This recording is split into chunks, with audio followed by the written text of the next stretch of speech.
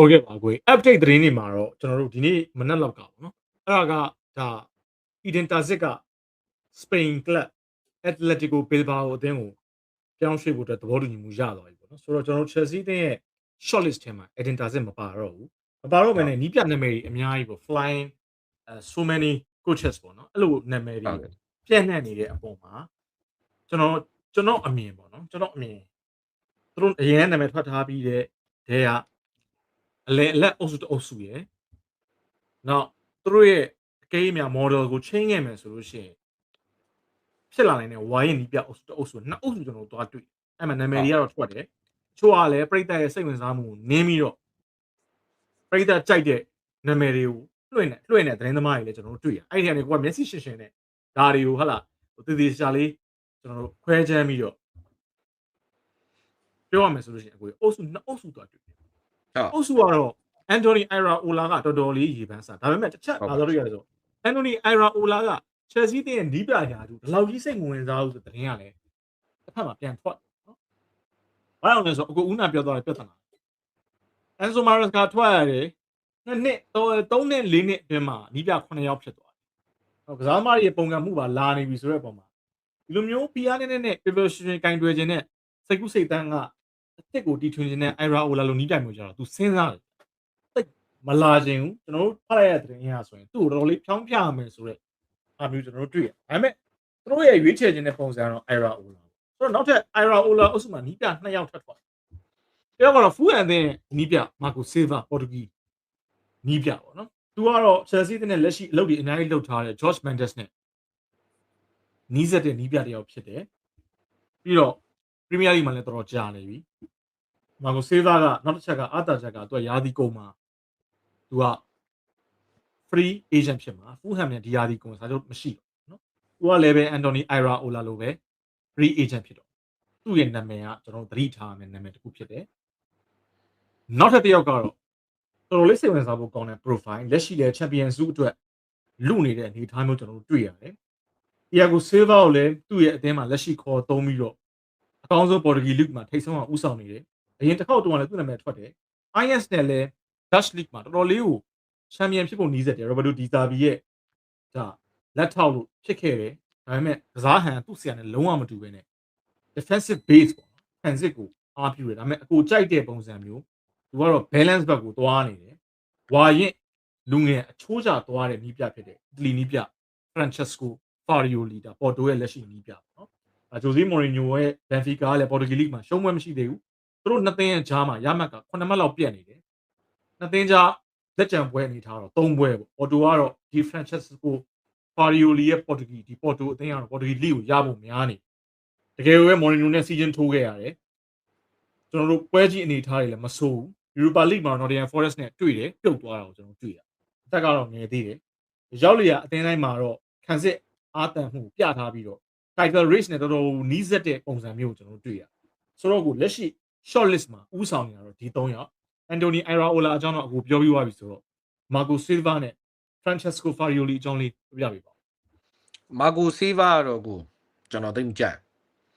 Iraola တက်စားလို့ရှိရင်တော့ idea ဘိုင်းကကျွန်တော်တိတ်လက်ခံခြင်းတဲ့တဲမှာမပါဘူးသူ့အသင်းကတကယ်ကို mid table အသင်းပဲရှိနေတော့မယ်ဗျာ Iraola ရဲ့အသင်းကတော့2နှစ်လောက်အတွင်းမှာ mid table ရဲ့ above ကိုရောက်လာတယ်လို့ကျွန်တော်တို့ကပြောလို့ရတယ်ဥပမာ Iraola ကိုကျွန်တော်ကဘယ်နေရာထည့်ခြင်းလဲဆိုတော့ Newcastle လို့ပတ်စံလေးနည်းနည်းပါးဟိုအသင်း heavy ကျွန်တော်တို့ Arsenal Chelsea လို့ heavy မဟုတ်ဘဲနဲ့ Newcastle ဆိုရှင်ပပိုင်းတတိတွေက Arab ကပတ်စံရှိတယ်လေဒါပေမဲ့စီးမြင့်နေကြတို့အများကြီးသုံးလို့မရဒါပေမဲ့တို့သုံးလို့ရတဲ့ရထိုက်တဲ့လောက်ကိုတို့ investment လုပ်တယ်ဗျာပြောစရာမလိုဘူးတိလားဟိုဒီကတော့ဟိုလုံးဝဝယ်ပြီးတော့ investment မလုပ်တဲ့အသင်းမဟုတ် investment နည်းနည်းပါးလုပ်ပြီးတော့ဟိုတွာဖြစ်မယ်ဆိုအဲ့လို Newcastle လို့အသင်းမျိုး Iraola ကင်အများကြီးကောင်းဒါပေမဲ့ခုနပြောသလို Marco Silva တို့ကြတော့ကျွန်တော်တို့ကစဉ်းစားခက်တယ် Marco Silva ကျွန်တော်ထင်တယ်Thomas Frank Graham Potter အများကြီးတို့ကွာဟာမရှိတုံးစုတို့ကအများကြီးကွာကျွန်တော်အဲ့ထဲမှာ Iraola ကိုတော့သူတို့ထက်ဆိုင်နည်းနည်းလေးနှာတစ်ဖျားပူတာတယ်လို့ကျွန်တော်လက်ခံလို့ရတယ်ပြီးတော့ Iraola ကပူပြီးတော့နီးစနစ်နဲ့ပူပြီးတော့ဟိုအလုပ်ပို့လုပ်ပြရတယ်ဆိုကျွန်တော်တွေ့တယ် Marco Silva complain များတယ်ပြဿနာရှာတယ် ဘယ်လိုကောင်းမလဲတိတ်ပြီးတော့ကစားဟန်ဗျာဆွဲဆောင်မှုအားနေတယ်ပေါ့အခုဒီမှာရေးထားလို့မှတ်နေ mid block နဲ့ low block ပဲအသိကြီးနဲ့တွေ့လာလို့ရှိရင်လည်း mid block ဘုံမောက်ဆိုလို့ရှိရင် pressing ကိုကြည့်ဗျာကြောက်စရာကြီးဟုတ်တယ်သူတို့ရဲ့ speed and recovery အားရကြောက်စရာကြီးဗျာအခုကျွန်တော် Iraola နဲ့ပတ်သက်ပြီးတော့လဲထပ်ပြောတော့မဟုတ်ပါဘူးခုနကနည်းနည်းပြောကြအောင် Iraola သာရောက်လာရင်ကျွန်တော်တင်တယ် Senesi ပါလာမှာအခု Senesi ကဒါ Levico Well ဒဏ်ရာကြောင့်တိတ်မကစားနိုင်ဘူးဆိုတဲ့အခြေအနေမှာဒါ ACL နဲ့ပြန်လာရင် recovery ကမဖြစ်နိုင်ဘူးလေအရင်လိုချက်ချင်းပြန်ပြီးဖြတ်နိုင်ခြေစွမ်းအဲ့လိုအချိန်မှာဒီ Senesi ရဲ့ဘယ်ခြေတစ်ပေါက်နဲ့ direct ball ပေါ့ဒါဒီ direct ball Maris ကလည်းသုံးတယ်ဒီ6 ကနေ6ပါမှတူကျွန်တော်အဲ့တော့ Jackson ကို direct ball သွားတာဝုန်းအဲ့ direct ball ကို Senesi ကသုံးတယ်အဲ့မှာ Clivert တို့ Tavernier တို့ဂိုးသွင်းတာကြောက်စရာအဲ့တော့Iraola ကခုနကျွန်တော်ပြောသူနီးစနစ်အရာဘာရတကယ်ကောင်းတယ်ကြိုက်တယ်ကျွန်တော်စိတ်ပူတာလေးကဘာလဲခုနပြောသလိုဒီ pressure တန်တွေကိုပဲမခံနိုင်ပါဆိုတာဘုံမှာ3ပွဲဆက်ရှုံးလို့ဘာမှမဖြစ်ဘူးလေချက်စီမှာ3ပွဲဆက်ဆုံးရင်ကောမှဆဲပြီရှင်းရှင်းလေးအဲ့တော့ဒါဟိုဆေးပါတော့မာကိုဆေးပါတော့ကျွန်တော်စိတ်လက်ခံလို့မရမာကိုဆေးပါကရှင်းပြောရင်အခုချိန်မှာတွားကင်လဲဗီလာအမြင့်ဆုံးအနေနဲ့ဗီလာနော်မရဘူးဟုတ်တယ်ကိုအဲ့လောက်ပဲရမယ်ကျွန်တော်ဒီမာကိုဆေးပါကတော့ mid table တင်းငယ်မှာတကယ် mid table manager အဆင့်ပဲရှိတယ်တကယ်တော့မာကိုဆေးပါကအရန်ကောင်းတယ်ဆိုရင်တော့ဒါ Iraola တက်စားလို့ရှိရင်အစောကြီးဒါဖူဟန်ကိုလည်းရောက်ခဲ့တာလည်းဖြစ်တယ်သူတာတကယ်တော်ရဲ့နီးပြဆိုတော့ကျန်တဲ့အတင်းကသူ့ဖြတ်ခေါ်တာကြာပြီပေါ့ဒီအဆင့်ထိမရောက်သေးပါဘူးရောက်လာဖို့လည်းမလွယ်တော့ပါဘူးအဲ့တော့ကျွန်တော်မကြိုက်ဘူးသူ့လိုပေးခုနကပြောတဲ့ပေါ်တိုနီးပြတော့ကျွန်တော်လည်းစိတ်ဝင်စားတယ်သူ့ရဲ့နာမည်ကဘယ်လိုကျွန်တော် portfolio ဖာရီယိုလီကိုတော့ကျွန်တော်နဲ့စိတ်ဝင်စားတယ်ဟိုတစ်ခေါက်ကလည်းအကိုနဲ့အဲ့အကြောင်းကျွန်တော်တို့ပြောဘူးတယ်ဟုတ်တယ်ပြောဘူးတယ်ဒီစားပြီးတပည့်ကျွန်တော်တို့အဲ့မှာနည်းနည်းလေးဝေးနေသေးတယ်ဒါနဲ့ကျွန်တော်အခုနီးပြအပြောင်းလဲနဲ့မဆက်ဆက်သေးတဲ့ကြောင့်ကျွန်တော်သိမပြောခဲ့အခုကျွန်တော်သတင်းတွေလည်းဖတ်ရတယ်ဒီပေါ်တိုချန်ပီယံလိပွဲတစ်ပွဲလောက်လည်းကျွန်တော်ကြည့်လိုက်တယ်သူ့ပုံစံကစားဟန်တော့ခုနကျွန်တော်တို့သွားနေတယ်ကျွန်တော်ပြောတဲ့ကစားဟန်လှပုံစံ heavy တော့မဟုတ်ဘူးဟုတ်အဲ့ဘက်ကိုသွားမှာတော့မဟုတ်ဘူးကြစ်လက်တဲ့အတင်းကိုသွားတယ်ဒါပေမဲ့ကျွန်တော်စိုးရင်တာရှိတယ်ကစားဟန်နေနဲ့ခဏဖယ်လိုက်တယ်ကျွန်တော်စိုးရင်တာကျွန်တော်သတိထားမိတာပေါ့နော်ကျွန်တော်ကိုလည်းဒါထောက်ပြလို့ရပါတယ်ကိုဝေလည်းထောက်ပြရမော်ရင်ဟိုချယ်ဆီကိုရောက်လာပြီးပေါ်တူဂီလိကနေချယ်ဆီကိုမော်ရင်ဟိုရောက်လာပြီးနောက်ပိုင်းပရီးမီးယားလိကိုရောက်လာတဲ့ပေါ်တူဂီနီးပြတွေထဲမှာအဆင်ပြေတဲ့နီးပြတော့တွေ့သေးဘူးဗျာကိုကျွန်တော်နီးစက်ဆုံးဆိုရင်နီးစက်ဆုံးဆိုလို့ရှိရင်ဒါကိုခုနပြောဟိုမန်ယူရဲ့ဒီဟိုဟာလဲအမိုတွေလဲဒါ support လေးနဲ့ဗျာအရင်ကောင်းနေတာပဲမရဘူးဗျာနောက်ဆုံးတော့လေ Premier League ရောက်လာတော့ deep pressure တဲ့နေကိုမခံနိုင်ဘူးအမိုတွေဆိုပြုံးပျော်ပြီးတော့အလုတ်ထွက်ရတဲ့ဘောအားဗျာဟိုပြောချင်တာ pressure တအားကြီးတယ်ကိုကျွန်တော်ပြောပြတာပါဒီနီးပြရဲ့ညံ့နေလို့ပြောတာမဟုတ်အမိုတွေတော့သူရှိတယ် quality ရှိတယ် state pressure မများပဲနဲ့ကျွန်တော် Villa တို့ Spa တို့ကင်ကြည့် Man U လောက် pressure မများဘူးဗျာပြောချင်တာအဆင်ပြေလောက်တယ်ပြောချင်တာစပိန်သွားလဲအဆင်ပြေလောက်တယ်ဒါမရဘူးဒီမှာဒီလိမှာအင်္ဂလန်သားတွေဆဲပဲဆိုတာအခုအင်္ဂလန်သားဆဲတာလေကျွန်တော်တို့ပါကူးစားကျွန်တော်တို့ပါဆဲတာစွတ်ပြီးတော့သိရမှာဝေဘန်နဲ့သူရောပရိသတ်ကောကျွန်တော်ဆိုရဲမှာ Chelsea ဂရုတွေများစွာရှိတယ်အမှ fan page တွေကျွန်တော် follow ထားရှိအများကြီးပါပဲကျွန်တော်တို့လည်းမသိပါဘူးဒါပေမဲ့သူတို့ရဲ့အာဘော်ရေးတာလေးတွေဗီဒီယိုလုပ်တာတွေကျွန်တော်အားပေးပါကျွန်တော်နားထောင်တယ်ကျွန်တော်ကြည့်တယ်ဆဲရရအောက်မှာဆဲတယ်ဆိုတာလှုပ်တဲ့သူကိုဆဲတာမဟုတ်ကိုယ်အသေးကိုဆဲနေကြတာရှင်းတယ်ဟာအဲ့လိုမျိုးဆိုတော့ဟိုဒီဒန်တွေကိုခံနိုင်ဖို့ဆိုတာမလွယ်ဘူးဗျအဲ့တော့အဲ့ဒါဟိုမှနည်းနည်းတစားစီပြည့်ရင်းနေတဲ့ချက်စီးတင်းကိုဘယ်နာကနေအစကောက်ရမယ်မသိတဲ့အချိန်မျိုးမှာဒီလိုပေါ်တူနီးပြတဲ့ရောက်လာပြီးတော့နောက်ဆုံးတော့ဘိုက်ဘိုက်ပြမှာကျွန်တော်ထင်တာကတော့အခုခုနပြောတဲ့တော့တင်မှာတော့မချစ်တော်လဲအောက်ကန်တန်အီရိုင်ယိုလာဖြစ်နေဦးမှာပဲကျွန်တော်တို့မာရက်စကာကိုလည်းဒီပုံစံနဲ့ပဲရွေးခဲ့ကြတယ်ကျွန်တော်အကူမှတ်မိလားမသိအခုဒီကျွန်တော်ရွတ်ပြန်ပါတယ်အကူပြောကီရမက်ကန်တာတော့မှန်ပဲအဲ့တော့နဲ့မာကိုစီပါအန်ဆိုမာရက်စကာဆိုဟာကီရမက်ကန်တာကလည်းအေးဝင်နဲ့တန်းစင်ဟာဒီဟိုကလည်းတော့မဖရန်လည်းလက်ပစ်ဘောတွေတောင်းကန်ဘောတွေပဲကန်တဲ့ကောင်ဟာဒါဆိုရင်တော့အကိုကြီးကျွန်တော်မာရက်စကာပဲဒါအကောင့်လုပ်ပြီးဟိုဖြစ်ရမှာပဲကိုအဲ့ထဲမှာကျွန်တော်ပြောဒီဇာဘီကိုမကြိုက်ဘူးလားဒီဇာဘီကောင်းတယ်ဗျာကျွန်တော်ကိုပြောပြဒီဇာဘီဘလို့ဖြစ်တယ်ပါညာ ကိုကျွန်တော်ပြန်ပြီးကိုရန်မှုအားတဲ့ဒီစာပြီးအရန်မို့ဒီစာပြီးရမ်းကြိုက်တာမို့ကိုပြောတဲ့နာမည်တွေကုန်ထဲမှာဒီစာပြီးအကောင်းဆုံးဖြစ်နေလို့ဒါပဲရှင်းတယ်အခုလည်းကိုပြောတဲ့နာမည်တွေထဲမှာ Ivaiola တော့အကောင်းဆုံးဖြစ်နေတယ်ဗျာကျွန်တော်တို့မှရွေးချယ်စရာမရှိဘူးဖြစ်နေတယ်အခုဝိုင်းနီးပြရင်နဲ့ပတ်သက်လို့ကိုကြားထားတဲ့သတင်းနဲ့ focus ချင်တာလေးချက်ပြောကြည့်ပါဦးဟုတ်ကဲ့ကိုဝိုင်းရဲ့နီးပြတွေရဲ့နာမည်ရတယ်တော်တော်လေးစိတ်ဝင်စားစရာကောင်းတယ်အဲ့ထဲမှာတော့ဒီကိုစီမီနီရဲ့အကြောင်းတော့အခုပြီးခဲ့တဲ့ဘက်ကကျွန်တော်တို့ပြောသွားတယ်နော်ဟုတ်ကဲ့အဲ့ဒီမှာဒီတစ်ချက်ကတော့သူကအခုနနီးပြတွေထဲဆိုင်တော့ကျွန်တော်တို့ realistic တိတ်မဆန်ဘူးနည်းနည်းလေး rumor back တော့၎င်းပေါ့နော် rumor ရလို့လည်းမဟုတ်ပြန်ဘူးဘယ်လိုလဲဆိုတော့ဒီကောင်တွေက model chain မလား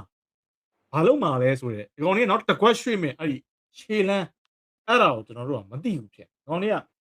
model chain ပြီဆိုရင်တော့အခုတေးကြတာဆိုလို့ရှိရင် sporting director တွေနဲ့ director တွေရဲ့ power ရော့ပြီလို့ကျွန်တော်တို့တွက်လိုက်လို့ရတယ်မှန်ပါအဲ့ဒါဆိုဝိုင်းရဲ့နီးပြခေါ်ပြီဆိုတော့မင်းတို့စောက်စင်းနဲ့တက်မလာနဲ့ကွာငါတို့ကဖလားယူတာမင်းတို့ဘာကောင်နေလဲဆိုပြီးတော့ Winstonley Stewart နဲ့အရင်ဆုံးပြဿနာတက်မှာဒီကောင်တွေကိုဟိုကတကယ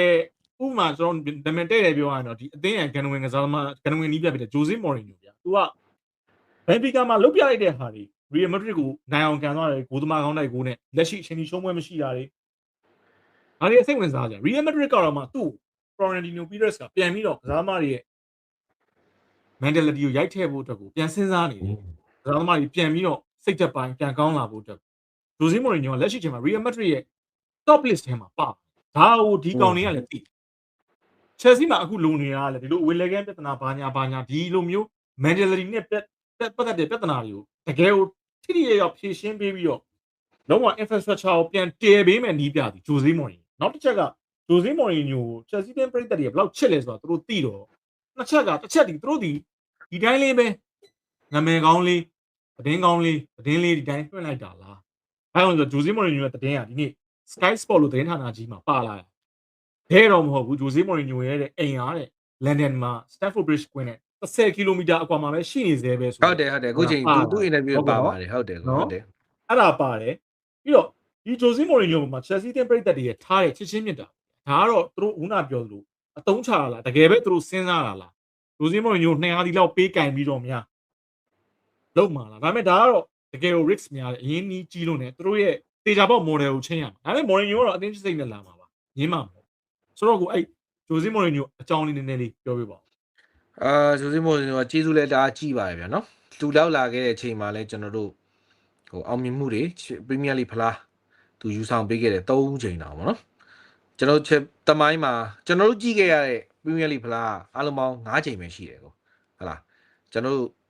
6ချိန်ရထားတယ်တစ်ချိန်ကကျွန်တော်တို့မမွေးသေးဘူးဒီကဘောလုံးပွဲကြည့်နေသူတယောက်မှမမွေးသေးဘူးနော်ကျန်တဲ့ကျွန်တော်တို့မွေးတဲ့အချိန်မှာကြည့်ရတယ်ဖလား9လုံးမှာသူ3လုံးယူပေးထားတယ်လားအဲ့တော့သူ3လုံးယူပေးတာတော့ကျွန်တော်တို့အတွက်တော့ကျွန်တော်အတွက်ကောပေါ့ personal အတွက်တအားကျေးဇူးကြီးရတအားအခြေရတယ်နီးပြတယောက်ဖြစ်တယ်ဟို Jose Mourinho စီကနေလေတခါကြရင်သူဖြေတဲ့မေကွန်းနေသူဖြေတဲ့ interview တွေကနေကျွန်တော်တို့ဘဝတသက်စာဘယ်တော့မှမေ့လို့မရတဲ့ဟာဒီဖြစ်ခဲ့တယ်ကျွန်တော်တို့ TV တွေမထွန်းကားခင်တည်းက11 channel မှာပါတယ်လက်ညှိုးလေးတစ်ချောင်းပါ I'm special one ဆိုတဲ့ဒီအကြော်ညာအချက်ပိုလေးကအခုချိန်ထိမျက်လုံးထဲမှာမြင်အောင်နေတော့မယ်သူသာပြန်လာရင်တော့ပျော်တာပေါ့နော်ဒါကျွန်တော်ရဲ့စိတ်ခံစားမှုကြောင့်ဖြစ်တာဒါပေမဲ့ reality ကိုစဉ်းစားကြည့်မယ်ဆိုလို့ရှိရင်တော့ဒီပိုင်ရှင်တွေရဲ့စိတ်ဓာတ်နဲ့မော်ကြီးနဲ့ကတော့ဖြစ်မှာမဟုတ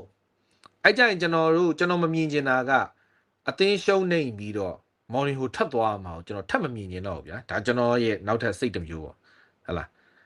ဒါပေမဲ့မော်ရီညိုကိုအချိန်အများကြီးပေးကြမလို့တစ်နှစ်နှစ်နှစ်လောက်ပဲစာချုပ်ချုပ်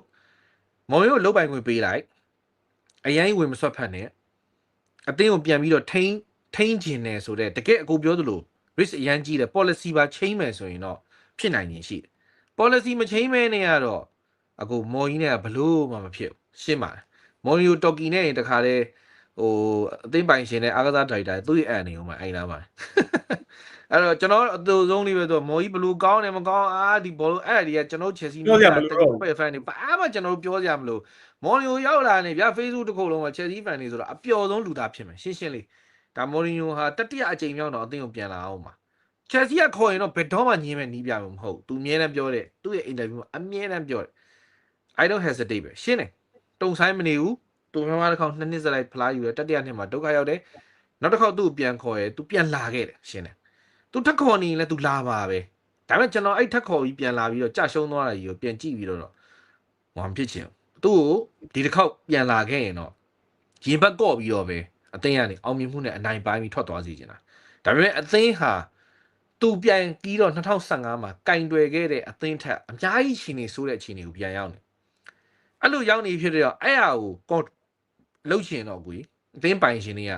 လုံးဝသူ့အပေါ်မှာဝက်ကတ်အမှန်ရအခုခုနကကိုပြောတဲ့ idea လေးပေါ့ဟုတ်လား Real Madrid ရဲ့ Florentino Perez ဟာသူ့ကိုခေါ်ပြီးတော့ Vinicius Junior တို့ Mbappe တို့ရဲ့စောက်ချိုးမပြေတဲ့ mentality ကိုရိုက်သွင်းဖို့ကြိုးစားနေတယ်တဘောကဒါ anyway ဒါဟာ rumor ဖြစ်ရင်လည်းဖြစ်မှာဖြစ်နေပြီဒါပေမဲ့ Florentino Perez ကသူ့ကို Mourinho ကတကယ်ခေါ်ပြီးရင်သူ့စာချုပ်အချာကြီးရှုံမှာမဟုတ်ဒီတစ်နှစ်နဲ့လောက်တွင်းမှာဒီကောင်လေးစောက်ချိုးပြေသွားအောင်နဲ့ foundation ကျသွားအောင်သူလုပ်ခိုင်းမှာဒါပဲလုပ်ခိုင်းတကယ်တော့ကျွန်တော်ဟိုးရင်ထဲကကျွန်တော်ပြောခဲ့ဘူးလေ Ancelotti နဲ့ပတ်သက်ပြီးဟုတ်ဒီ Chelsea အသင်းပိုင်ရှင်တွေဟာစောက်ပြီးသားအိမ်တလုံးအတင်းဖြတ်ပြီးတော့မှတခါရဲသူတို့ကကွန်ဒိုစောက်ချင်နေတယ်ဗျာအဲ့လိုလုပ်လို့မရဘူးတဖြည်းဖြည်းနဲ့ပြောင်းလဲရတယ်သူတို့ဘာမှမဟုတ်ပဲအတင်းသောမတ်စကူကိုဖြတ်ထုတ်ဒီရှိသမျှပလေယာတွေကကောင်းတဲ့ကစားသမားအကုန်ရောင်းအကုန်လုံးကိုကန်ထုတ်ပြီးတော့သူတို့အစ်စ်လဲအမှဒုက္ခရောက်တာဒီ policy ရဲ့ပြန်ချင်းချင်းလှုပ်ပြီးတော့နီးပြဟောင်းနေပြန်ခေါ်အကုန်လုံးပြန်ခရလောက်ပါမလားလို့တော့ကျွန်တော်တော့တန်တရားရှိမိတယ်ဗျာလုပ်ရင်ကတော့အသင်းအတွက်ပဲကောင်းတာပေါ့မော်ကြီးနဲ့နှစ်တီဆောင်မယ်မော်ရီကိုသာရောက်လာလို့ရှိရင်မလေးဒီ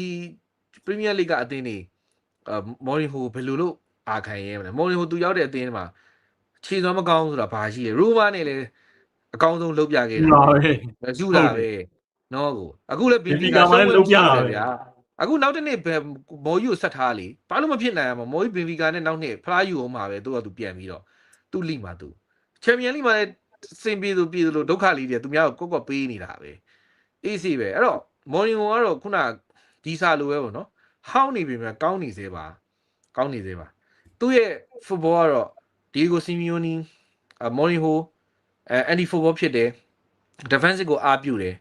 တောင်မန်တွေကိုပို့သုံးတယ် striker တွေကို freelance ပေးတယ်သူတို့ရဲ့ style လေးတွေတူကြတယ်နော်ကျွန်တော်ကြိုက်ပါတယ်ဒါပေမဲ့ဟိုနောက်ထပ်အရှုံးအနေနဲ့ရန်နေဖြစ်ပြဿနာတွေတက်ပြီးတော့အတင်းအထွက်သွားစီခြင်းဦးဗျာအဲ့တော့ policy ပြောင်းမှလာစီခြင်းတယ်မော်ရီဟိုရှင်းပါမြင်နေတာပေါ့ဒါကတော့ကျွန်တော်ကတော့ reality ဆိုတာထက်ကျွန်တော်ရဲ့စိတ်ခံစားမှုအရာပြောတဲ့စကားလေးတွေပါဟုတ်ကဲ့ပါအကိုကြီးဆိုတော့ကျွန်တော်နောက်ဆုံးမေးခွန်းလေးဝါရအောင်ပါအဲ့ဒါတော့ဒီမှာလည်းတော်တော်လေး comment လေးကခဏ spam နေတာကိုတွေ့ရပါတယ်ညီကိုတစ်ခါမှကျွန်တော်တွေ့ပါတယ်ဂျွန်ဒယ်ရီအကြောင်းကျွန်တော်တို့လည်းပြောဖို့အစီအစဉ်ရှိပါတယ်ဂျွန်ဒယ်ရီက Chelsea တင်းရဲ့ဒီပထမတစ်ခေါက် Maresca ထွက်ခတဲ့ကသူကလိုချင်တယ်အဓိကတော့သူကတခြားဘာစိတ်ညာစိတ်မှာတော့မရှိပါဘူး legend လည်းဖြစ်တော့အသင်းဒီလိုဖြစ်နေတာသူလည်းမမြင်ချင်ဘူးသူကကင်တွယ်ချင်တယ်ပေါ့ဒါပေမဲ့ Chelsea အသင်းလက်ရှိပိုင်ရှင်နေနဲ့ခုနဒီ Arthur Driver အုပ်စုငကြောင်တွေကသူတို့ကဒီ legend player တွေထဲမှာလည်းကြောက် Fred Lampard ကိုတော့မှသူတို့အဲ့တုန်းကဘယ်လုံးမှအဲ့တော့ဒီ Winston လေးအုပ်စုမလာသေးဘူးပေါ့ဒါ Harry ကျွန်တော်တို့ Harry Potter ပဲ Graham Potter ဖက်ကလေးမှာကျွန်တော်တို့ဒါခန့်လိုက်တယ်ပေါ့နော်ဂျွန်ဒယ်ရီကခဏသူမျောလင့်ဒါပေမဲ့သူမျောလင့်တယ်လို့ဖြစ်မလားဒီတစ်ခေါက်လေဂျွန်ဒယ်ရီကလိုချင်တယ်ဆိုတဲ့ဟာအသင်းသားတွေမှာထွက်လာတဲ့သတင်းအချို့ရဆိုအသင်းသားတွေနဲ့မှာတော်တော်လေးရင်းနှီးရဗျာအသင်းက legend လည်းဖြစ်တာပြီးတော့သူကိုယ်တိုင်ကလည်းအကိုရဲ့သူကစားခဲ့တဲ့နီးပြဆိုတာတိုက်စစ်ခန်းစစ်ကွင်းလင်အဲ့မှာတော့အကုန်ကက်တရားကြီးကျွန်တော်တို့ခင်မှာအကုန်လုံးအောက်မှာသူတင်ခဲ့တာတော်ဒီရာနီရီကစလိုက်တယ်အကိုကရာနီရီကစလိုက်တာဟာလာကျွန်တော်တို့နီးပြဘောင်းဆောင်ပဲဂျိုဆေမော်ရင်ညိုအေဘရန်ဂရန့်ကာလိုအန်ဆယ်လော်တီအန်ဒရီဘယ်လက်ဘိုအာစ်ရောဘတ်တိုဒီမက်တီယိုဟာလာရာဖာဘယ်နီတက်စ်အစုံမဲ့အကိုကအန်တိုနီယိုကွန်တီတီသူဖလားကွန်တီတီပါပါတယ်ဟုတ်ကဲ့နော်ချယ်ဆီနောက်ဆုံးပလာရည်သူကသူ့ရဲ့ style ကဘာလဲဆိုတာမသိပေမဲ့သူကိုယ်တိုင်က defender ဖြစ်နေတယ်ကန်စစ်သမားဖြစ်တယ်နောက်တစ်ခုကသူက UEFA က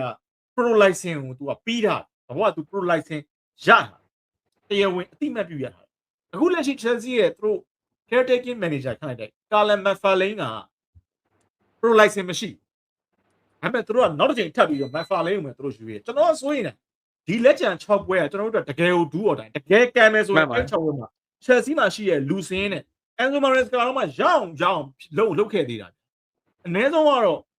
လက်ရှိချိန်မှာအဆင့်9ကိုမမီတော့မှပရိုဘပြန်မွေးတစ်ခုအဆင့်6ကတော့အခုဒါ6ကလည်းနော်ကိုဗီလာကယူရိုပါလိရသွားရင်ကျွန်တော်6ကကွန်ချန်ပီယံလိကအတလုဝင်အောင်ပါအတလုဝင်အောင်ဆိုရင်နတ်မာတယ် ကျွန်တော်နတ်မှာဟိုလို့တယ် အဲ့ဒါကိုကျွန်တော်တို့သူတို့က DRV ကိုလွှတ်လိုက်ပြီလားဘယ်လိုရွေးချယ်မလဲတော့မသိဘူးဆိုတော့ကာလန်မက်ကာလိန်နဲ့ Chelsea ရဲ့ဒီလက်ကျန်ပွဲအနေထားအနည်းဆုံးကစားမဲ့ Leeds United နဲ့ပွဲဒါတွေမှာကစားသမားတွေနဲ့ကာလန်မက်ကာလိန်ဘယ်လောက်ထိလုပ်ပြနိုင်မလဲအခုအနေနဲ့ဒီ John Terry ကာလန်မက်ကာလိန်ကြောင့်လည်းနည်းနည်းပြောပြီးတော့လက်ဆက်တက်ပြီးဟုတ်ကဲ့အခုခုနပြောလိုက်တဲ့စကားအရဒီအသင်းကိုဒီရာဒီလွတ်ပစ်လိုက်ပြီလားဆိုတော့ကျွန်တော်တို့ရှေ့မှာတော့ပေါ်ချက်စီတို့နဲ့ကျွန်တော်တို့ဇရာအောက်တော်ရောက်သွားတဲ့အချိန်မှာအခုတစ်ခေါက်အဲ့ဒီစကားပြောဘူးတယ်ဒီရာဒီကျွန်တော်တို့ဒီလောက်နဲ့ပဲဒီအသင်းကိုမိလိုက်ပြီနောက်ရာဒီမှာဆိုနှမျောစရာကြီးပေါ့ဒီရာဒီကိုသူတို့နှမျောတယ်တကယ်နှမျောတာနှမျောလို့သူတို့နောက်နှစ်ဒီချန်ပီယံလိတာမဝင်ခဲ့ယူရိုပါလိတာမဝင်ခဲ့အခုလက်ရှိဒီရိုဂျီညာကိုမထုတ်ဘဲနဲ့ဒိုင်းဆက်သွားကိုရာဒီပွဲအားလုံးရှုံးမှာတန်းတော့မစင်းဘူးတေးကြတယ်ဘာမှ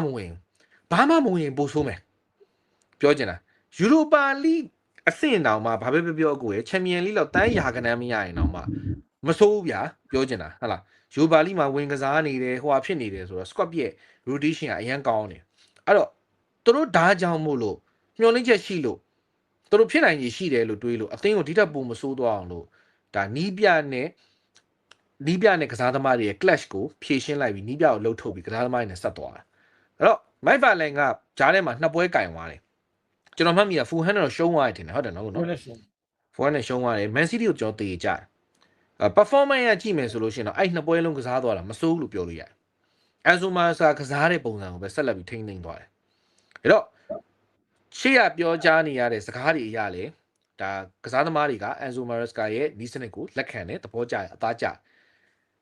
လီယန်ရိုစီညာရဲ့ပြောင်းလဲလိုက်တဲ့ကစားဟန်အသစ်ကိုသူတို့လက်မခံဘူးအဆင်မပြေတဲ့အတွက်ကြောင့်သူတို့အမှစအငင်းပွားမှုတွေဖြစ်လာတယ်လို့ပြောတဲ့အတွက်ကြောင့်ကျွန်တော်ထင်တယ်မက်ဖာလန်ကတော့အန်ဆိုမာရက်စကာရဲ့ကစားဟန်ကျွန်တော်တို့အရင်ပုံစံပြန်တွေ့နေရတဲ့ပုံစံကွင်းလေကိုအဓိကထားမယ် inverted fullback တွေတက်လာမယ်တောင်မန်တွေကိုဟိုကတ်အင်ဆိုင်ပို့လောက်လာမယ်အခုလီယန်ရိုစီညာကစားကွက်အကူသဘောပေါက်လာဟိုတနေ့ကဒါအခု Brighton နဲ့ပွဲမှာဘာလုပ်လဲသူ cross ball တွေတင်လာရိုးတယ်ဗျာအဲ့ချိန်မှာ SC ဘာအိုတို့ဘာတို့က cross ball တွေမတင်ခဲ့ဘူ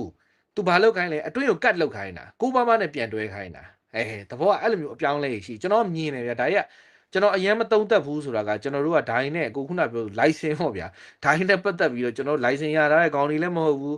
ဘောလုံးပွဲကြည့်တဲ့အပွဲရည်အတွက်တွေဒါများလို့ဒါလေဒါလေးကဒါပါလားကိုတိုင်းငငယ်တော့ဘောလုံးကန်ခဲ့တယ်ရက်ကွက်တွေကွယ်နေမြို့နယ်ပွဲတွေကန်မှုတယ်ကျောင်းပွဲတွေကန်မှုတယ်ဒီအဆင့်တော့ဒါကိုနားလေတောက်လိမ့်မို့လို့ဒါတွေကိုကျွန်တော်ဖင်းရှင်းပြီးတော့ဟိုဆရာကြီးဟိုဒီစနစ်ကစားကွက်ကြီးကိုဆရာကြီးလို့ကျွန်တော်မပြောချင်တော့ဒါကျွန်တော်သိမပြောမြင်တာပေါ့နော်ကိုတင်ကြောင်မြင်တာဒါမှဖန်လည်းဘလို့ပုံစံမျိုးပြန်သွားမလဲကျွန်တော်မြင်အောင်နေတယ်ဒီ list နဲ့ပွဲမှာဒါနိုင်တာတေးကြရင်ဒီကစားသမားတွေဟာလီယန်ရိုစီညာနဲ့တော်တော်ကြီးမားတဲ့ပြဿနာရှိခဲ့လို့ကျွန်တော်တို့ယူဆပါတယ်အဲ့ကြအဖြေပေါ်လိမ့်ဒီကစားသမားတွေကတကယ်ကိုလီယန်ရိုစီညာကိုပဲ target ထားပြီးအဆင်မပြေတာလားချက်စီအသင်းရဲ့ဘုတ်ဖွဲ့နေပဲတကယ်အဆင်မပြေတာလားဆိုတော့အဲ့မှာအဖြေပေါ်လိမ့်မယ်ကျွန်တော်တို့ဘာလို့အဲ့လိုစကားပြောလဲကျွန်တော်ဘာလို့အဲ့လိုစကားပြောရလဲဆိုတို့အဲ့လိုပဲနီးပြနဲ့ကစားသမားနဲ့အစည်းမကတ်တော့တဲ့ကာလတွေကျွန်တော်အသင်းမှာမဟုတ်ခြားအသင်းမှာလည်းအများကြီးရှိအခုနီးစပ်ဆုံးကြည့်မယ်ဆိုမန်ယူမှာရှိတယ်မန်ယူနိုက်တက်ဆိုအမိုရီနဲ့ကစားသမားတွေနဲ့အစည်းမကတ်တော့အဲ့လိုအစည်းမကတ်တော့အချိန်မှာမိုင်ယယ်ကားဝင်လာအခုအသင်း result တွေတောက်လျှောက်ကောင်းချန်ပီယံလိဝင်သွားပြီဒါအီနီယော့စ်ကနေပြီးတော့မှန်ကန်တဲ့ဆုံးဖြတ်ချက်တွေချနိုင်ခဲ့လို့ပြောချင်တာအဲ့လိုမျိုးပဲရိုစီညာရဲ့တကယ်အဆင်မပြေဘူးဆိုလို့ရှိရင်ဒီကစားသမားဒီနီးပြထွက်သွားတယ်ကစားသမားတွေစွမ်းဆောင်ရည်ပိုတိုးွားလာပြီဒီ list ကိုနိုင်ယူနိုင်ရမယ်ရှင်းတယ်အဖေကအဲ့ဆိုလို့ရှိရင်တော့ Chelsea အသင်းနဲ့ကစားသမားတွေနဲ့ connection တော့ရှိနေသေးတယ်ပိုင်ရှင်တွေနဲ့ connection ရှိနေသေးတယ်လို့ကျွန်တော်ယူဆတယ်အဲ့လိုမဟုတ်ဘူးဒီမှာလဲ Mike Fallon လဲထိန်းလို့မရဘူးကစားသမားတွေကဖြစ်ချင်နိုင်ဖြစ်နေအောင်မယ်ဆိုရင်တော့ဒီကစားသမားတွေကိုကျွန်တော်နောက်ရာသီမြင်ရဖို့အတွက်တော့မလွယ်တော့ဘူးလို့ကျွန်တော်တော့မြင်အောင်ပါတယ်ကိုအဲ့ဒါလေးကလည်းဒီပွဲမှာအဖြေပေါ်လိမ့်မယ်ကျွန်တော်တို့ဘာဖြစ်မလဲစောင့်ကစားဟန်မယ်ကျွန်တော်နိုင်နာရှုံးတာမပြောဘလုံးပွဲတစ်ပွဲဆိုတော့နိုင်နာရှုံးတာရှိမယ်ဒီလိုပွဲမျိုးဆိုကျွန်တော် penalty ကန်ရရင်ကန်ရမယ်ရှင်းရှင်းလေးအဲ့လိုအခြေအနေမျိုးကျွန်တော်နိုင်နာရှုံးတာမဟုတ်တော့ပြောတာမဟုတ် Brighton နဲ့ပွဲတော့ကျွန်တော်တို့9-6 ပြတ်တောင်ရှုံးလို့ရစိတ်တက်လည်းမရှိဘူးနော် Gusto ဘောလုံးဆုံးတယ်ပြန်မလိုက်ဘူး Netto ဘောလုံးဆုံးတယ်ပြန်မလိုက်ဘူး Kaisiro ရက်ကြည့်နေတယ် Sanchez တောင်ကန်ကောင်းလို့လက်ပြတ်တော့မလို့ပုတ်ရတာဒီလိုအခြေအနေမျိုးတွေဒီလိုမျိုးညီရတာကဒါစိတ်ထက်မရှိတော့ရမ်းပြတ်ပြားသွားအဲ့လိုမဟုတ်ဘူးကစားတာတွေကအားကောင်းလာတယ်တယောက်နဲ့တယောက်နဲ့ချိတ်ဆက်မိလာတယ် normal pass တောင်မှားနေတယ်ဗျာ Chelsea တဲ့ normal ဟို Gusto ကနေနီးနီးလေးဖြစ်တဲ့ Netto ပေးတာဘောလုံးမရဘဲနဲ့ဘေးထွက်သွားတယ်ဟာဗျာဒါအချိန်ကြီးတော်စိုးနေပြီပြောချင်တာတည်းအဲ့လိုမျိုးမဟုတ်ဘဲနဲ့ Mike Fallon လက်ထဲမှာပြန်ပြီးတော့ reorganize ဖြစ်လာတယ်ပြောင်းလဲလာတယ်ဆိုလို့ရှိရင်တော့ဒါဟာ positive ရလက်တစ်ခုအနေနဲ့ကျွန်တော်ပြန်စဉ်းစားလို့ရခုန Terry ကိစ္စပါတော့ကိုဟိုတစ်ခါကျရင်ဘာဖြစ်လာလဲဆိုတော့ဒါဒီဘောလုံးလောကမှာကျွန်တော်တို့ကဒီဟိုးအရှိကလေးကကစားသမားကောင်းနေကစားသမားအဟောင်းနေ legendary ဖြစ်ခဲ့တဲ့ကစားသမားကျွန်တော်မှီခဲ့တဲ့အတွက်ကြောင့်ဒီကစားသမားရဲ့အသက်ကြီးပြီးခုနားယူပြီးတော့ဒီဘောလုံးနဲ့ပတ်သက်တဲ့အလုပ်တွေကိုသူတို့ဆက်လုပ်နေတဲ့အခါမှာခါကျရင်ကျွန်တော်တို့ဒီကို့အသင်းကိုဒီ legendary ကစားသမားတယောက်ပြန်ရောက်လာတော့လူတိုင်းမြင်နေရတာကြီးဒါပေမဲ့တခုတော့ရှိတယ်ဗျာနီးပြကစားသမားတိုင်းကနီးပြမဖြစ်နိုင်နီးပြတိုင်းကလည်းကစားသမားကောင်းမဖြစ်ခဲ့ကျွန်တော်ပြောတာမြင်လာတော့မသိဘူးเนาะဒီကညီကိုမြင်လာမသိသောမတ်တူကာကရိုင်ဂန်ကလော့ဟာနာမည်ကြီးကစားသမားမဟုတ်ခဲ့ကမ္ဘာမှာအကောင်းဆုံးကစားသမားဖြစ်ခဲ့တဲ့မာရာဒိုနာအကောင်းဆုံးနီးပြမဟုတ်ဒါလေးတော့ရှိနီးပြရောကစားသမားရောအောင်မြင်ဖို့ထပ်တူကြဖို့ဆိုတာတော်တော်လေးရှားတယ်ကျွန်တော်ငယ်ဘဝကျွန်တော်တို့မမှီတဲ့ဘဝမှာတော့ကျွန်တော်မြင်တာတော့ ကျွန်တော်မြင်ခဲ့တာ Frank Rickett ဘာစီလိုနာနဲ့ကစားသမားဘဝရောနီးပြဘဝအောင်မြင်မှုတွေရှိတယ်အဲ့ထက်ဆိုရင်ကျွန်တော်ဒါဟိုပါပေါ့ဒီဗျာကျွန်တော်နာမည်မိပါတယ်နယ်သာလန် IS ကဘိုးတော်ကြီးပဲလေပြောရင်းဆိုရင်တော့သူ့စာအုပ်တွေဖတ်ပြီးတော့ကျွန်တော်နာမည်Johan Cruyff ဗျာ Johan Cruyff ဆိုလို့ရှိရင်ကစားသမားရောနီးပြရောဒါတမိုင်းတစ်လျှောက်ပေါ့နော်ဒီကျွန်တော်ဘောလုံးလောကရဲ့တမိုင်းမှာအောင်မြင်ဒါပက်ကွာဒီယိုလာဆိုလို့ရှိရင်ဘာစီလိုနာမှာအရန်ကြီးဒါပူဟိုတို့ပူရိုးတို့ဘာလို့လောက်တော့နာမည်ကြီးခဲ့တာကျွန်တော်တို့အမြင်ပေါ့နာမည်ရန်ကြီးခဲ့တာမဟုတ်ဘူးနီးပြပေါ်မှာအောင်မြင်တယ်အဲ့တော့ဂျွန်တယ်ရီအနေနဲ့နီးပြပေါ်မှာအောင်မြင်ခြင်းနဲ့ချက်စီးအသင်းကိုကင်တွယ်ခြင်းနဲ့ဆိုရင်တော့ဒီအကယ်ဒမီကနေတက်လာလို့တော့မရဘူးဗျသူ့အနေနဲ့ကျင်လည်ရမှာကျင်လည်သင့်တယ်လို့ကျွန်တော်ထင်တယ်ကျင်လည်မှတာလင်ဒီချက်စီးအသင်းကိုကင်တယ်အခုချက်စီးအသင်းရဲ့ထိုင်ကုန်ကြီးကအရေးမော်ရီအိုကျွန်တော်တို့ဒီရိုမန်အီဗရာမိုဗစ်လက်ထက်ကဒီထိုင်ကုန်ကိုကျွန်တော်တို့ကရိုးတန်းအပူလေးပဲပေးထားတာအခုကအောက်မှာမီးသွေးတင်ထားပြီးပူတယ်တစ်နှစ်ကို2ယောက်လောက်အပူခံကြီးလာထိုင်နေကြတာအဲ့တော့သူလဲအပူမိပြီးတော့ခုံထွက်သွားရင်သူ့အတွက်လည်းမကောင်းအခုချိန်မှာဗာပြောအကယ်ဒမီ U21 Enzo Maresca တို့တက်လာတဲ့ပုံစံလေးတွေကောင်းတယ်ကျွန်တော်ဗာကြိုက်လဲဆိုတော့ဟိုပြီးတော့နောက်တစ်ခုတော့ဟိုအနေနဲ့ဂျွန်တယ်ရီအနေနဲ့ဒါနာမည်ကြီးနီးပြတယောက်စီမှာသွားပြီးတော့ဒါ assistant coach တွေပါတယ်လုပ်တင်တယ်လို့ကျွန်တော်ယူဆဒါအများကြီးတွေ့ကြုံရတယ်အာတီတာကိုလည်းဒီ assistant coach ကနေတက်လာ Enzo Maresca ဒီ assistant coach ကနေတက်လာ Enzo Maresca ရဲ့ဒါ U21 မှာကောင်းတော့ကွာကြီးကချက်ချင်းပဲ Enzo Maresca ကတင်းနဲ့ရောက်လာတယ် Enzo Maresca ကိုယ်တိုင်လည်းအရန်ဒါဟိုပညာရေးကျွယ်ဝတယ်အတွေ့အကြုံတွေရှိတယ်အသင်းဟိုအခုလက်စစ်စာသူကန်ရဲ့သူလည်းမရှိတော့တန်းစင်အခုတန်းအောင်ထပ်ဆင်းပြီလက်စစ်စာချင်းနေတာတက်ထပ်ဆင်းပြီနော်ညဒီလိုမျိုးကြီးဂျွန်တယ်ယူနီနဲ့ဘာမှမရှိပဲ license လေးတစ်ခုရရလောင်းနေရတော့အသင်းကိုကင်တွယ်ဖို့ဟိုကျွန်တော်တို့ကတော့မျှော်နေတာကိုယ့်ရဲ့လက်ကျန်ကြီးကအသင်းပြန်กินတယ်စိတ်ကူးအိမ်မက်တီထဲမှာတော့ဖလားတွေရနေတာအဲ့လောက်တော့မလွယ်ဘူးလေဒါ brother တို့နော်ကိုရဲ့အဲ့လောက်တော့ကျွန်တော်တို့ဘယ်လွယ်မလားအဲ့အတွက်ကြောင့်ကျွန်တော်ကတော့လမ်းပတ်နေတယ်မှတ်တယ်နော်ဆရာကြီးလမ်းပတ်ကပထမတစ်ခေါက်တော့ချန်ပီယံလိတွေပါဝင်တော့ဟုတ်မလို့လို့ ਨੇ သူလည်းအိတ်တန်နေမခံနိုင်ဘူးမလွယ်ဘူးမခံနိုင်ဘူးနောက်ဆုံးတော့သူလည်းတက်တာပြပြီးတော့မဲ့ကူကရောက်လာအဲ့နှစ်မှာကျွန်တော်ချန်ပီယံလိရတာပဲဗျာဒါ brother တို့အကုန်လုံးမှတ်မိပါတယ်နော်အခုဟိုသူ့ဟာသူ pressure ဖွေရှိပဲနဲ့ဟိုးအောက်ဆုံးကနေအပေါ်ထိရောက်လာ Coventry မှာအဆင်ပြေတယ်ဗျာနီးပြရမ်းပတ်လည်းအရေးချင်းရှိတယ်ဒါပေမဲ့ဒီအစ်စ်တွေကိုဝုန်းတိုင်းဆိုပြီးတော့ကူးခတ်လာပြီးတော့လှုပ်ဖို့ဆိုတော့လွယ်တဲ့ကိစ္စမဟုတ်ဒါတွေတော့အတွေ့အကြုံတွေအများကြီးပြိုင်ပွဲတွေအများကြီးအင်တာဗျူးတွေအများကြီးအမူရင်ပြောခဲ့တဲ့စကားတွေတခုရှိတယ်ကျွန်တော်ပေါ်တိုလီမှာတလာလုံးနေမှာအင်တာဗျူးတစ်ခုနှစ်ခုမဖြေရအောင်အခုမန်ယူမှာကစားရတဲ့ပွဲက9ပွဲဆိုအင်တာဗျူးကအခု20လောက်ဖြေရတယ်ဆိုဒီကောင်ပြောတာဒါမှန်တယ်လေတကဘာလုံးစောင့်ကြည့်နေတာလေကဘာကြီးကိုဒီChelsea Man U Arsenal Liverpool Man City ဆိုတဲ့အသင်းတွေကိုအားပေးနေတဲ့လူတွေဆိုတာဘီလီယံနဲ့ချီပြီးရှိတယ်မျက်လုံးတွေအကုန်လုံးစောင့်ကြည့်နေကြတာဒါပဲအဲ့တော့ကျန်တဲ့အသင်းငယ်ရဲ့အောင်မြင်မှုနဲ့ဒီအသင်းကြီးတွေရဲ့တွားနေတဲ့စီစဉ်မတူဒီဘက်ကြောင့်လက်ကျန်တယောက်ဖြစ်တာနဲ့တော့ချက်ချင်းအသင်းမှာဝင်ပြီးကင်တွယ်ဖို့ဆိုတော့ကျွန်တော်တို့အားမပေးပါအလကားနေဒီလက်ကျန်ကိုဆဲရမယ်တဲ့မှာကျွန်တော်တို့ပါအဲ့တော့ကျွန်တော်မှတ်မိသေးတယ်ဇမ်ဘတ်ကိုနီးပြခန့်နေခင်မှာ reset တွေဆိုတော့ကျွန်တော်တို့ဘွားတကယ်ပတိုင်းဒီစားနေတယ်လို့ပဲစုပ်လဲစုစားလဲယူပါအဲ့ဆိုဆဲလို့ရတယ်မရဘူးဗျဒီကောင်ကြီးကလည်းကိုယ့်ရဲ့ဟိုပရီးမီးယားလိမှာချက်ချင်းအသင်းရဲ့အမြင့်ဆုံးဂိုးသွင်းအရေးအတွက်များထားတဲ့ပလေယာဗျာသူနဲ့လည်းဖလားတွေလည်းစုံနေပြီးရထားတာဗျာ ကျွန်တော်ကစားသမားဟွာထဲမှာဆိုလူတိုင်းက DDR dropper ကြိုက်တဲ့အချိန်မှာကျွန်တော်က front Lampard ရဲ့ fan ပဲဗျာတကယ် Lampard ကိုအရန်ကြိုက်တာအဲ့လို Lampard နဲ့ Gerrard နဲ့ပြိုင်တတ်တာအချိန်မှာ Lampard ဟာ Lampard ပဲ Lampard ရဲ့ quality ကိုကျွန်တော်အရန်ကြိုက်အဲ့လိုကြိုက်တဲ့အခါကိုအသင်းလဲရှုံးလို့ဆိုသူ့ဆဲရတော့တာပဲသဘောတရားအဲ့လိုမျိုးတော့ကျွန်တော် John Terry ကိုလည်းမဆဲချင်တော်သူ AC Academy လေးလို့ U21 လေးဝင်ကိုင်းအခွင့်အရေးရမယ်ဆိုလို့ရှိရင်နာမည်ရှိတဲ့သူတကယ်ဆရာတင်လို့ရတဲ့နီးပြကောင်းကြီးရှိတယ်သူတို့စီမှာသွားပြီးတော့ assistant coach လုပ်ပါအဲ့ကြလို့ရှိရင်ကိုယ့်ပညာရေးဝလာပြီဆိုလို့ရှိရင်တဖြည်းဖြည်းကင်တွယ်လို့ရပါတယ်မခက်ပါဘူးချက်ချင်းကြီးတော့ဒီဥစ္စာကြီးတော့အခုကင်တွယ်ဖို့မလွယ်ဘူးကျွန်တော်တို့ fan တွေလည်းသူဒီလောက်ရှုပ်ပွားနေတဲ့အရှုပ်ထုတ်ကြီးကြားမှာဂျွန်တယ်ရီရဲ့လာပြီးကောင်းရုံးပုံနဲ့အရှာသူတို့ဖြစ်သွားမယ်ကိုကြီးတစားကန်ဖြစ်သွားတယ်ရိုစင်ညာတစားကန်ကဆဲလို့ရတယ်အခုဘာ off ရိုစင်ညာဆဲလို့ရကဲအဲ့ဆိုကျွန်တော်တို့9ဝက်စရိုက်လောက်ဂျွန်တယ်ရီရှုံးရင်ဆဲမလားပြောအကိုရောဆဲမလားဒီကမှာကြည်နေတဲ့ 1.1k တောင်ရှိတယ်ဆဲမလားဂျွန်တယ်ရီကိုဘလို့ဆဲမလဲပို့ဆိုးမယ်အဲ့တော့ကျွန်တော်လမ်းပတ်နေမှတ်တယ်တွေးကြုံမှုရသေးဘူးအခုလမ်းပတ်တဖြည်းဖြည်းတက်လာပြီ commentary အောက်ဆုံးကဒီအဆင့်ဒီ commentary ဒါနောက်နှစ်တန်း Premier League မှာကြံရင်လမ်းပတ် quality ထပ်မြင့်သွားပြီအဲ့လိုမြင်လို့ရှိရင်လမ်းပတ်ရဲ့အဆင့်ဟာဒါ Aston Villa Fulham